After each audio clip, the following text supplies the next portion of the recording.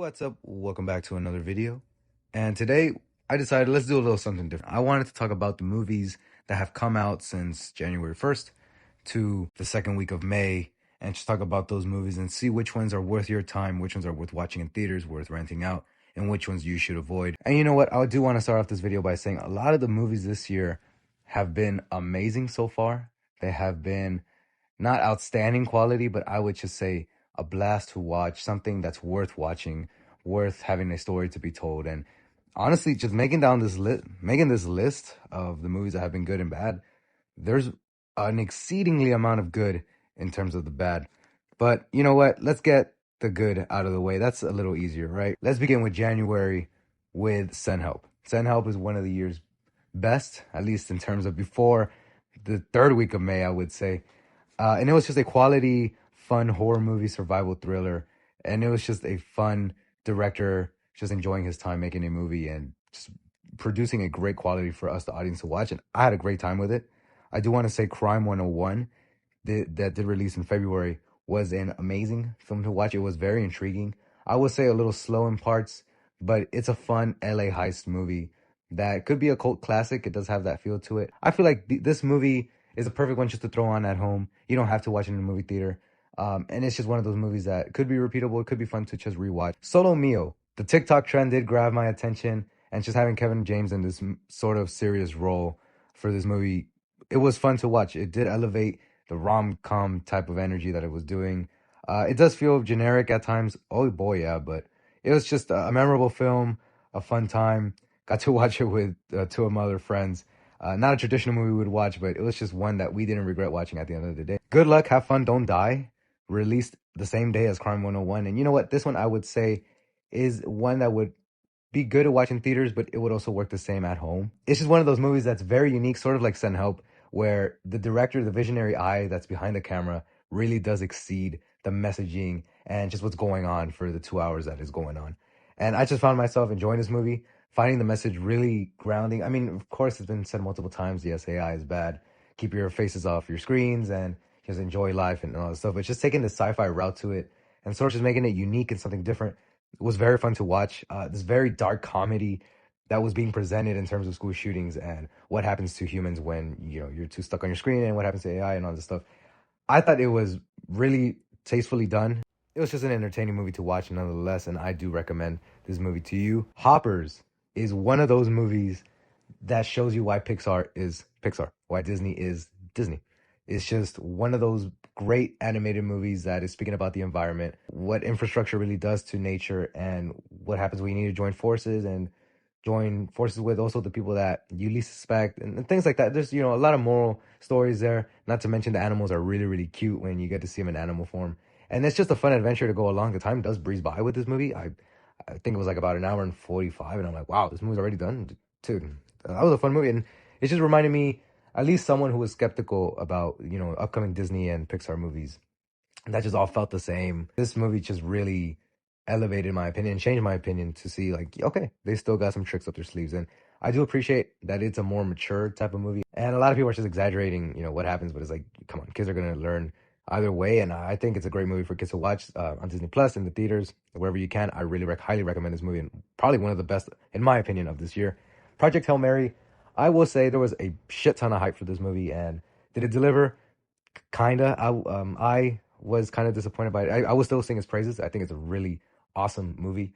Nothing in the heights of Interstellar or The Martian, as some people were saying. Gravity, as well. I love Gravity, so just to put that movie in the conversation. Project Hail Mary was good for what it was. I felt like the script was very tight. It was very great. It was a very beautiful film, but it's just one of those films, that didn't really stick out in terms of, at least for me, in terms of the space genre. I would say it's a great movie. It's just not one of the best as I really hoped it would be. One of my friends despises just in terms of disappointment.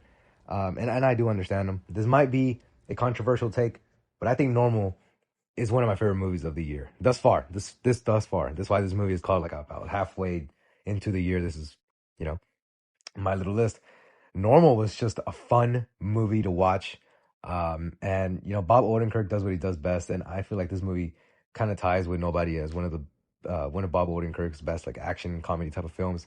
And it's just the vibes, man. The vibes of this movie are just calm, cozy. They get ultra violent when it gets to when the movie first started off. I was like, "What the hell is going on? Am I at the right movie?" Because if you've seen the movie, you know why. But then it just all ties back, to the way it goes, and it's just unexpected in many of the characters' deaths, which it does present some positives and some negatives. But I still think that it was a very fun time and just a great surprise and a great fun movie that I do recommend and you should put on your radar. Now, The Devil Wears Prada 2 is probably my favorite movie of the year, just because I fucking loved it. I love the first Devil Wears Prada. That's a movie that I just rewatch instantly. And it's just a fun movie, amazing characters. Andy Sachs, Anne Hathaway's character, someone that you root for and just want to find their place and achieve their goals and not fall under the pressure of Miranda Priestley. And in this sequel, it sort of takes a more serious approach and is not to an exaggerated standard because that's the way life is nowadays. It's just more depressing. Let's be real, especially in terms of journalism and media. It's a rough field out there, and that's what the movie really presents. Sure, it's fun to unite back with the crew. That's the best part of the movie, just seeing Stanley Tucci, Anne Hathaway, and Emily Blunt just be in the same room together, talking and just chipping about the old days and what they've been up to. And like it's just fun to see what those characters have been doing and what have they been up to. But also just the story and the background of journalism dying, and especially fashion magazines, just physical copies just dying off, and it's just a real story. That's what was so impactful with it, and it's just a great, almost perfect sequel for The Devil Wears Prada, and I'm just very happy that we got the result we did, and it's just for me one of the best of the year, probably the best thus far. And you know what? To wrap up this list, Mortal Kombat 2. That movie was fucking awesome. I had so much fun with that movie. I want to watch it again. Man, that movie just presented so much fun. And yeah, I'm excited for the third film. And yeah, this is what we should have gone the first time around. And this movie is just so much fun. I can't recommend it enough. So go out there, go to the theaters, watch it. If you're watching this movie if you're watching this video in May 2026, go out there and watch the movie in theaters because it's just worth your fun. Watch it with a crowd too. All right. Now, let me move on to the bad list. And it will be a lot shorter than the good list. And that's because, of course, I'm a smart person. I have a life, I have some time. This is not my full-time job. So I don't really want to see a bad movie in theaters. But then again, curiosity does get me sometimes.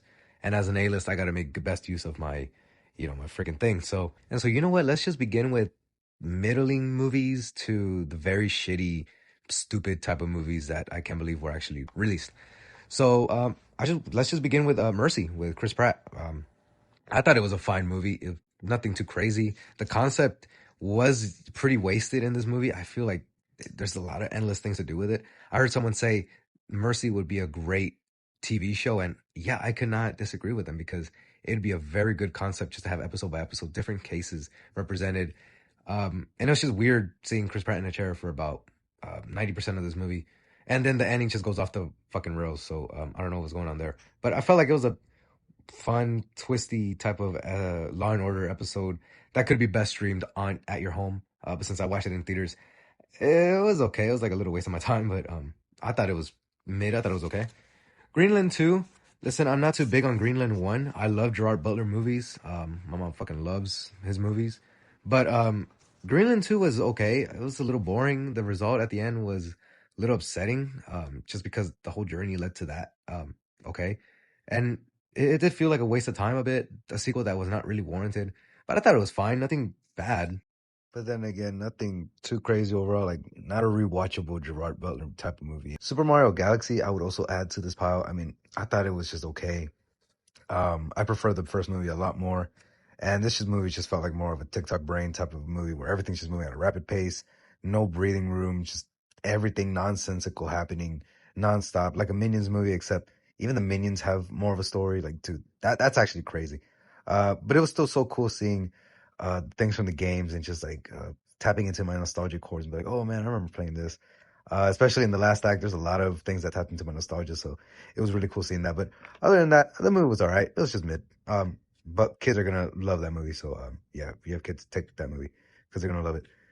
And Scream 7, that's where my curiosity got to me, just to go see how bad this movie is. And yeah, I fell asleep. That's how bad the movie was. Those recliners got me that day. And Scream 7 just was just awful, stupid, and just a weird movie to watch. I really could give a fuck about anything that was happening on the screen. And just if you're making another Scream movie, which I'm pretty sure they are, please make one better than this crap because yeah, this really was not it. And this is what happens when you fire your good actors and just want to grab as much money as you can. So Balls Up, which dude, it was on Prime Video. I'm like, might as well watch it. Mark Wahlberg's in this movie. Even Benjamin Bratt's in this movie. And you just waste all these actors just for some graphic, stupid nonsense that I really wanted to get over with, and just for the movie to end. There is a cool karaoke part with someone that you used to know, but even that's a little cringy, and it's just such a weird movie to watch. It's like a worse version of Playdate, which I really did not think was possible. So anyway, that's the good and the bad of 2025 thus far. There's still so many movies that are coming out, so keep an eye on for those. Make sure to support your local theaters, AMC, Cinemark, Regal, even your local theaters. And I hope you enjoy this video. Make sure to hit that like button if you enjoy this video, and subscribe if you want to keep watching content like this. And if you're new to this channel, or keep watching the videos and just show support, it means a lot. And I will catch you on the next one. Peace.